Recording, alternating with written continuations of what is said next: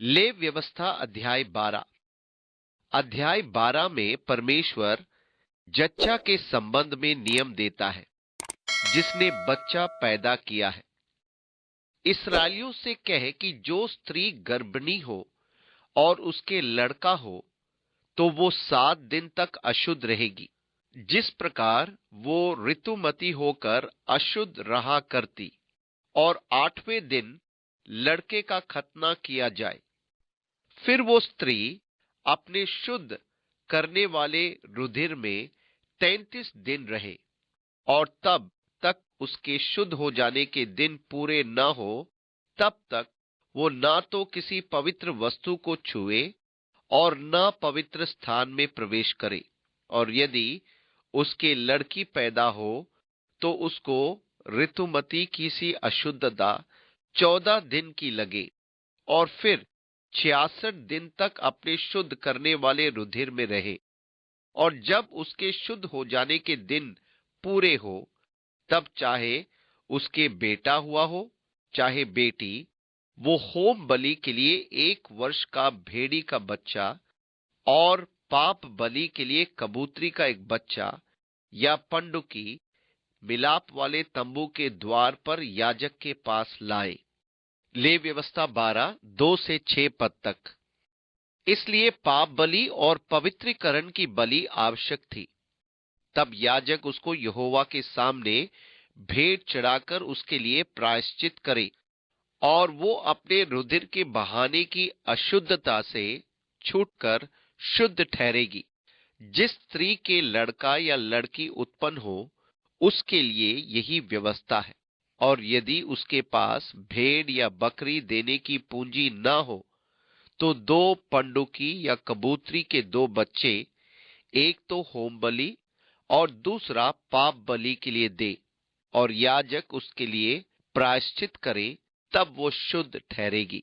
ले व्यवस्था 12 7 और 8 पद। मरियम और यूसुफ यीशु के जन्म के पश्चात अपनी शुद्धिकरण के लिए 2 कबूतरी के बच्चे लेकर आए, जो ये दर्शाता है कि उस समय वे निर्धन थे। वे गरीब लोग थे और भेड़ नहीं ला सकते थे। निर्धन लोग 2 कबूतरी के बच्चे ला सकते थे। इसलिए मरियम और यूसुफ शुद्धिकरण की विधि को पूरा करने के लिए 2 कबूतरी के बच्चे लेकर आए। ले व्यवस्था अध्याय 13 में परमेश्वर हमें कोढ़ के विषय में बताता है। याजकों के लिए मार्गदर्शक निर्देश है जिनके आधार पर वे मनुष्य के शरीर पर कोढ़ के चिन्हों को पहचान सकते थे। जब याजक चर्म की व्याधि के स्थान के रोए उजले हो गए हो और व्याधि चर्म से गहरी देख पड़े तो वो जान ले कि कोढ़ की व्याधि है। ये 2 तरह से होता है। पहला, यदि वो वास्तव में कोढ़ है तो याजक रोगी को 7 दिन के लिए अलग करता था। परमेश्वर इस रोग के प्रति उन्हें बहुत सावधान रखना चाहता था। पहले, यदि ये कोढ़ है तो उन्हें लोगों से दूर रखना है ताकि वो बीमारी दूसरों को न लगे, क्योंकि ये दूसरों को लग जाने वाली बीमारी होती है। दूसरी तरह, सावधानी से परख करना ताकि जिसको कोढ़ नहीं है वो समाज से निकाल न दिए जाए। इसलिए परमेश्वर चाहता था कि दोनों दिशा में सावधानी बरती जाए। निश्चय करें कि वास्तव में कोढ़ है, और यदि वास्तव में कोढ़ है उस मनुष्य को समाज से अलग किया जाए ताकि कोढ़ दूसरे लोगों में न फैल जाए। परंतु यदि कोढ़ नहीं है तो उसे समाज से बेदखल न किया जाए। ये 13 अध्याय कोढ़ के बारे में बताता है। इस घृणित रोग को याजक द्वारा पहचानना, और यदि वास्तव में कोढ़ है तो उसे समाज से अलग करना। उसने ये आज्ञा दी कि कोढ़ी पुकार कर कहते रहे, अशुद्ध अशुद्ध। पद 45। उसके कपड़ों के साथ क्या करना है और कैसे जलाकर उन्हें नष्ट करना है, आदि आदि। ऊन या सनी के वस्त्र में के ताने या बाने में या चमड़े की किसी वस्तु में जो कोढ़ की व्याधि हो, उसके शुद्ध या अशुद्ध ठहराने की यही व्यवस्था है। ले व्यवस्था 13:59 पद। ले व्यवस्था अध्याय 14 को वो बड़े आकर्षक शब्दों में आरंभ करता है। कोढ़ी के शुद्ध ठहराने की व्यवस्था ये है। ले व्यवस्था 14:1 और 2 पद। परमेश्वर ने व्यवस्था में अपनी दया का स्थान मनुष्यों के उपचार से ऊपर रखा है, क्योंकि कोढ़ आज भी न ठीक होने वाला रोग है। इसलिए परमेश्वर ने उसकी चंगाई के लिए अलौकिक व्यवस्था दी। परमेश्वर कहता है, याजक छावनी के बाहर उस मनुष्य को जांचने जाएगा, क्योंकि कोढ़ी मनुष्य छावनी के बाहर तंबू में रहते थे। वे समाज से निकाल दिए जाते थे और याजक छावनी के बाहर जाए और याजक उस कोढ़ी को देखे, और यदि उसके कोढ़ की व्याधि चंगी हो गई हो तो याजक आज्ञा दे कि शुद्ध ठहराने वाले के लिए 2 शुद्ध और जीवित पक्षी, देवदारू की लकड़ी और लाल रंग का कपड़ा और जुफा, ये सब लिए जाएं। और याजक आज्ञा दे कि एक पक्षी बहते हुए जल के ऊपर मिट्टी के पात्र में बलि किया जाए। तब वो जीवता पक्षी को देवदारू की लकड़ी और लाल रंग के कपड़े और जुफा, इन सबों को लेकर एक संग उस पक्षी के लहू में जो बहते हुए जल के ऊपर बलि किया गया है डुबा दे, और कोढ़ से शुद्ध ठहरने वाले पर 7 बार छिड़क कर उसको शुद्ध ठहराए। तब उस जीवित पक्षी को मैदान में छोड़ दे, और शुद्ध ठहरने वाला अपने वस्त्रों को धोए और सब बाल मुड़वाकर जल से स्नान करे, तब वो शुद्ध ठहरेगा। और उसके बाद वो छावनी में आने पाए, परंतु 7 दिन तक अपने डेरे से बाहर ही रहे।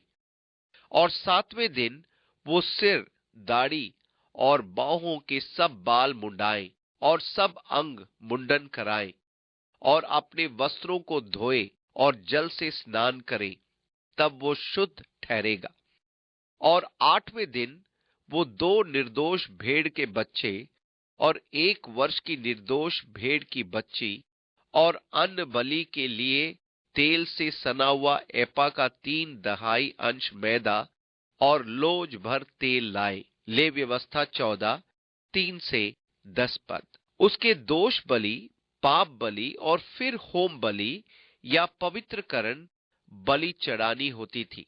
तब याजक दोष बलि के लहू में से कुछ लेकर शुद्ध ठहरने वाले के दाहिने कान के सिरे पर और उसके दाहिने हाथ और दाहिने पांव के अंगूठों पर लगाए, और याजक उस लोज भर तेल में से कुछ लेकर अपने बाएं हाथ की हथेली पर डाले, और याजक अपने दाहिने हाथ की उंगली को अपनी बाईं हथेली पर के तेल में डुबाकर उस तेल में से कुछ अपनी उंगली से यहोवा के सन्मुख 7 बार छिड़के, और जो तेल उसकी हथेली पर रह जाएगा, याजक उसमें से कुछ शुद्ध होने वाले के दाहिने कान के सिरे पर और उसके दाहिने हाथ और दाहिने पांव के अंगूठों पर दोष बलि के लहू के ऊपर लगाए। ले व्यवस्था 14:14 से 17 पद तक। और इस विधि का पूरा होने पर कौड़ी को वापस समाज में लिया जाता था, और वे एक बार फिर उसे लोगों के बीच रहने दिया जाता था। कोढ़ को उसके उद्गम और फैलाव के भेद के कारण सदा पाप का प्रतीक माना जाता था। हम नहीं जानते कि कोढ़ एक मनुष्य से दूसरे मनुष्य को कैसे लग जाता है। हम ये भी नहीं जानते किसी मनुष्य को कोढ़ का रोग कैसे लगता है। इसी प्रकार हम पाप के बारे में भी नहीं जानते कि वो एक मनुष्य से दूसरे मनुष्य में कैसे आ जाता है, क्योंकि हर मनुष्य ने पाप किया है, इसलिए सब में मृत्यु व्याप्त है। हम नहीं जानते। मनुष्य के लिए कोढ़ एक असाध्य रोग है। आज दवाइयों से हम कोढ़ का रोकथाम कर सकते हैं, परंतु उसको चंगा नहीं कर सकते। वे सिर्फ फैलने से रोका जा सकता है। जहां तक मनुष्य का प्रयास है, वो असाध्य है। इसी तरह पाप, जहां तक मनुष्य का संबंध है, असाध्य है। कोढ़ मृत्युदायक है और पाप की मजदूरी भी मृत्यु है। कोढ़ शरीर के भीतर बढ़ने में धोखेबाज है।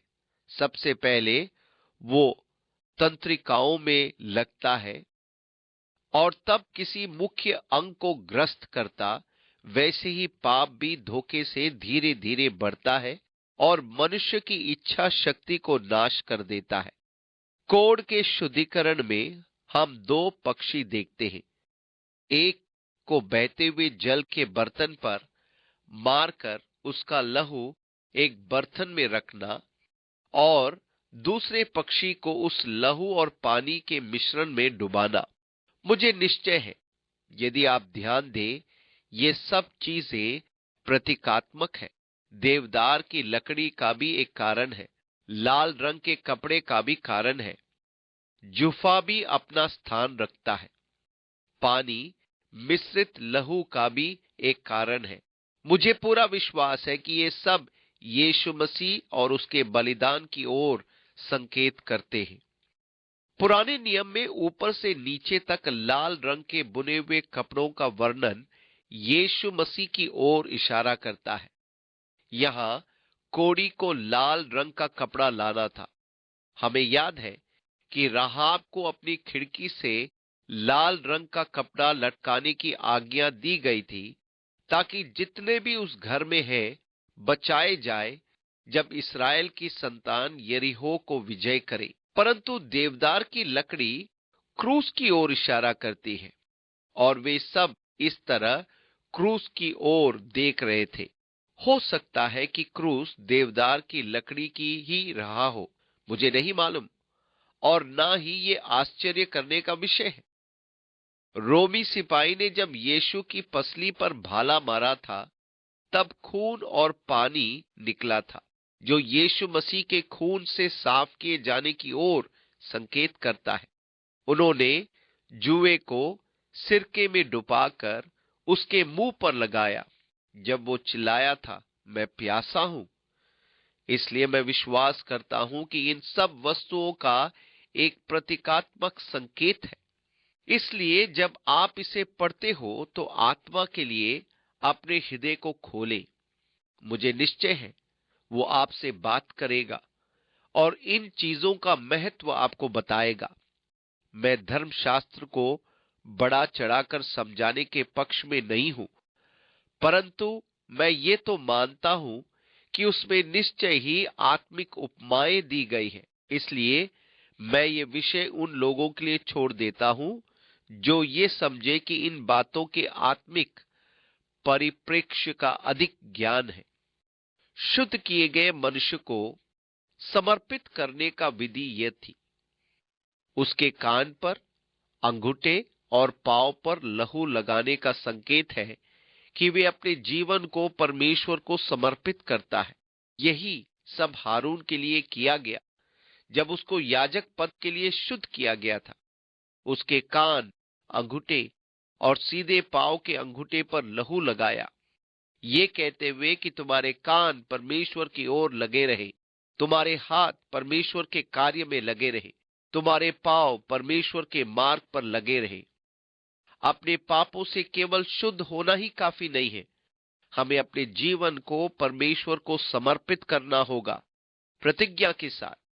हमारे कान उसकी आवाज की ओर खुले रहे, हमारे हाथ उसके कार्य करते रहे, हमारे पांव उसके मार्ग पर चलते रहे।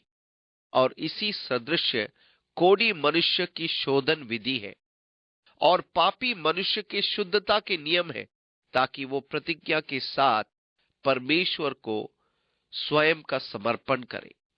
वो आगे कोढ़ से ग्रस्त लोगों के विषय नियमों का उल्लेख करता है। जिस कोढ़ की व्याधि हुई हो और उसके इतने पूंजी न हो कि वो शुद्ध ठहराने की सामग्री को ला सके, तो उसके लिए यही व्यवस्था है। फिर यहोवा ने मूसा और हारून से कहा, ले व्यवस्था 14, 32 और 33 पद। और जब तुम अपनी निज भूमि में पहुंचो और उस समय कोढ़ किसी घर में दिखाई दे, शायद किसी प्रकार नमी या फंगस, यदि किसी घर में ऐसा हो, तब उसको पत्थरों पर से खुरच देना होगा, दोबारा बनाना होगा। और यदि दोबारा दिखाई देती है तब तो घर को तोड़ देना होगा।